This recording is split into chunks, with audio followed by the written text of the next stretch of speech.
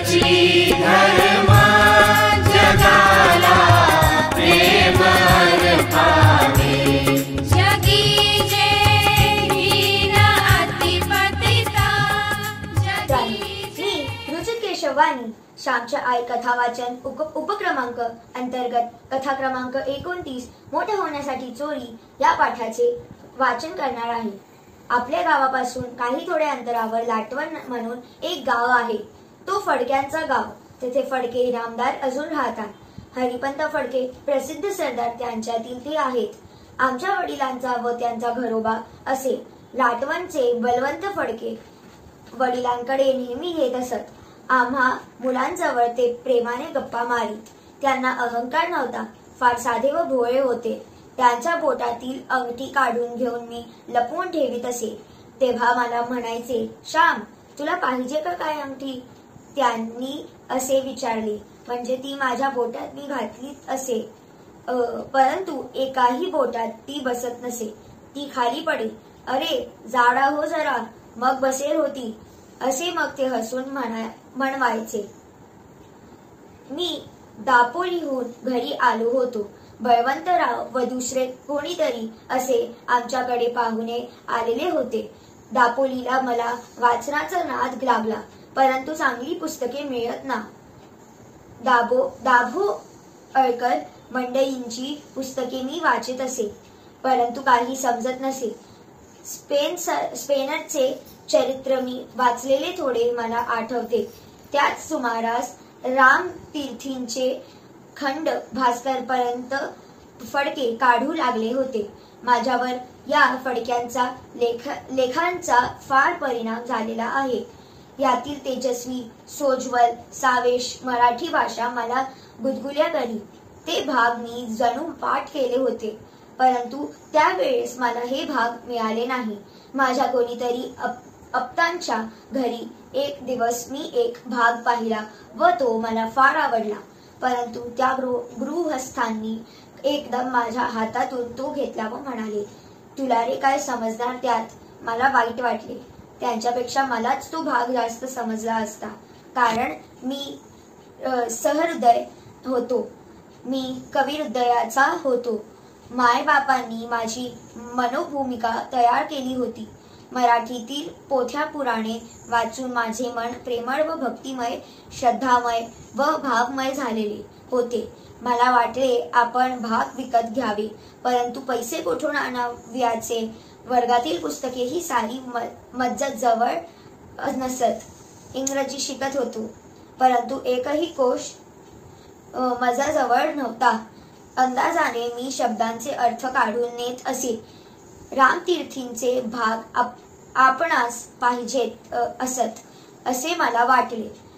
आमच्याकडे आलेल्या पाहुण्यांच्या खिशात पैसे होते। बऱ्याच नोटा होत्या, त्यातील एक लांबवावी असे मी ठरविले।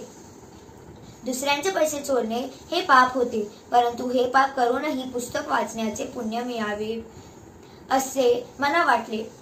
माझ्या धाकट्या भावास मी श्लोक शिकवित होतो।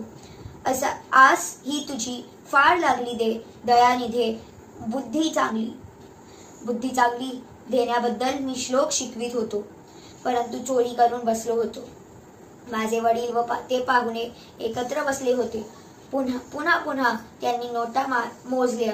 एक 5 रुपयांचे नोट कमी। भाऊराव 5 रुपये कमी भरतात, एक नोट नाही, ते पाहुणे म्हणाले। नीट पाहिल्यात का साऱ्या खिशातून? कोणाला दिली तर नाही। माझे श्लोक शिकवणे सारं थांबलं। चोराला कोठली झोप? घरात आई जेवत होती, तिच्या जवळ जाऊन मी गप्पा मारीत बसलो। आई तुला इतकासा भात कसा पुरेल? आज उरला नाही वाटते। मी विचारले, बाळा इच्छा कोठे आहे? 2 घास कसे तरी बळेच पोटात दवडायचे। 2 धंडे झाले पाहिजेत ना, पाणी उदक करता आले पाहिजेत ना। तुम्ही कधी मोठे व्हाल इकडे लक्ष आहे सारे? आई म्हणाली, आई मी खरेच मोठा होईन, पुष्कळ शिकेन, खूप वाचीन। मी म्हटले, शिक पण चांगला। हो शिकलेले लोक बिघडतात म्हणून भीती वाटते। फार शिकलेत नाही, फार मोठे नाही झाले। तरी मनाने चांगले राहा. माझी मुले मोठी नसली तरी चालतील, परंतु गुणी असू देत असे मी देवाला सांगित असते. आई म्हणाली, ती प्रेमळ थोर माता किती गोड सांगत होती. माझ्या अशिक्षित आईला असे चांगले विचार कसे सांगता येत याचे मला आश्चर्य वाटे. महम्मदाला लोक म्हणत, तू देवाचा पैगंबर असशील तर चमत्कार करून दाखव. तेव्हा महम्मद म्हणाला, साऱ्या सृष्टीत चमत्कार आहेत, मी आणखी कशाला करू. समुद्रावरून तुमच्या लहान लहान नावा वाऱ्याने जातात, हा चमत्कार नाही का. त्या अफाट सागराच्या वक्षस्थलावर निर्भयपणे त्या नाचतात डोलतात, हा चमत्कार नाही का. रानात चाराव्यास गेलेली मुकी गुरे तुमच्या घरी प्रेमाने परत येतात, हा चमत्कार नाही का. वाळवंटात जुळजुळ झरे दिसावे, वाळवंटात सुंदर अशी खुजराची झाडे असावी, हे चमत्कार नाहीत का. असे सांगत शेवटी महम्मद म्हणाला, माझ्यासारख्या अडाण्यांचा तोंडातून तो कुराण वदवितो, हा चमत्कार नाही का. मित्रांनो, माझ्या आईच्या मुखातून तो कुराणच बोलावीत होता. कुराण म्हणजे पिळवटून निघालेले उद्गार. आई सुद्धा कळकळीनेच मला सांगत होती. हृदय पिळवटून निघालेलेच ते शब्द होते. हृदय गाभाऱ्यातील जी पवित्र शंकराची पिंडी तिचाच तो ध्वनी होता. तिचे बोलणे माझी श्रुती स्मृती होती. मोठा नाही झालास तरी गुणी हो, थोर शब्द. ते ऐकत असतानाच माझ्या हृदयात मला विंचू डसत होते, साप दंश करीत होते. मित्रांनो, इंग्लंडला ट्यूडर राजे झाले. त्यांच्या कारकिर्दीत जिकडे तिकडे गुप्त पोलीस असत. एका इतिहासकाराने असे लिहिले आहे की त्यावेळेस प्रत्येक उशीखाली विंचू होते. कोठेही विश्वासाने डोके ठेवाव्यास त्या राज्यात जागा नव्हती. हृदयाचा राज्यात सुद्धा विंचू आहेत. ते तुम्हास झोपू देत नाहीत, सारखे तुमच्या पाठीमागून येत असतात. कोठे पाताळात गेलात मेलात तरी ती गुप्तदूत आहेतच. सद्विवेक बुद्धीची टोचणी ती सदैव आहेच आहे. घरात तर कोणी आले नाही, चमत्कारच म्हणावयाच. वडील म्हणाले, श्यामला वगैरे विचारा, कोणी मुलगा वगैरे आला होता का. वाईट असतात काही मुले. अलीकडे मुलांना वाईट सवय लागत आहेत. लहानपणीच विडी व विडा याशिवाय त्यांचे चालत नाही. श्याम, अरे श्याम. बळवंतरावांनी हाक मारली. मी गेलो. काय, मी विचारले. बळवंतराव म्हणाले, श्याम, तुझा कोणी मित्र वगैरे आला होता रे. एक नोट नाहीशी झाली आहे.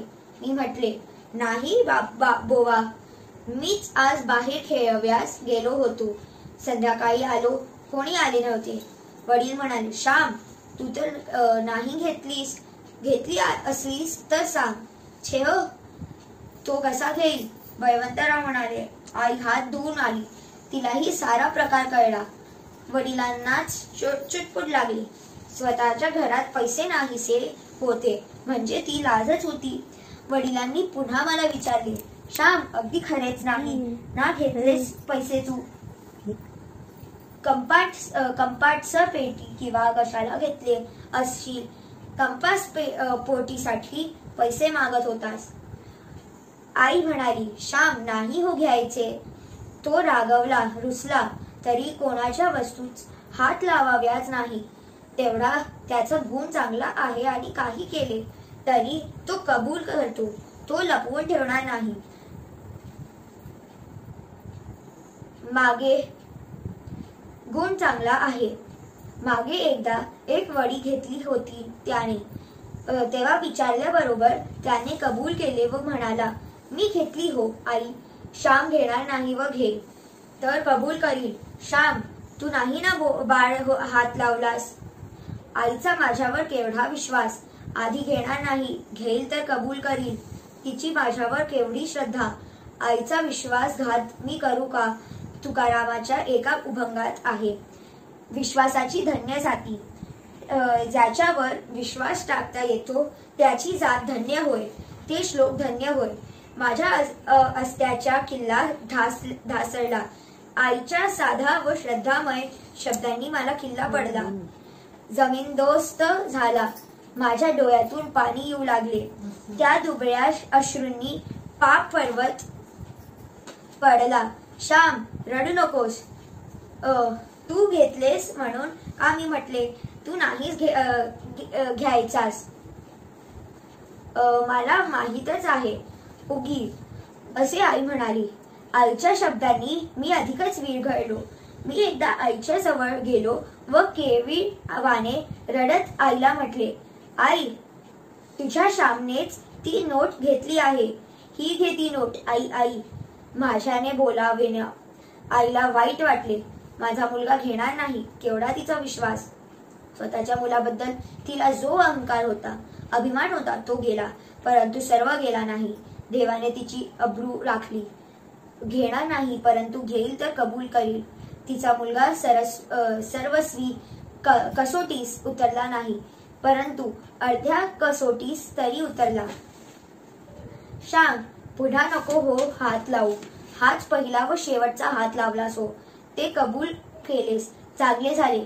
उगी आईने माझी समजूत घातली. बळवंतरावांनी माझे कौतुक केले. त्यांनी मला 1 रुपया दिला, परंतु तोही मी आईजवळ दिला. श्याम, तू काय घेतले होतेस ते पैसे? आईने विचारले. आई, मोठ्या होण्यासाठी, पुस्तके वाचून मोठा होण्यासाठी. मी म्हटले, अरे पण पहिलीच्या पुस्तकात चोरी कधी करू नये असे वाचलेस. ते तर अजून शिकला नाहीस, मग आणखी दुसरी पुस्तके कशाला? माझी आई बोलली, परंतु ते बोलणे फार खोल होते. घड्यांनो, पतंजलीच्या भाषात म्हणे असे एक वाक्य आहे की एकः शब्द सम्यक ज्ञातः सर्व ग्रेलोके कामदुग्भवती.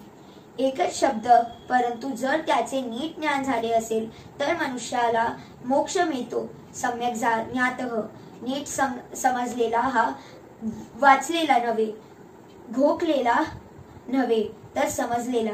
जे खरोखर समजले ते आपण अनुभवात आणतो, आचरणात आणतो.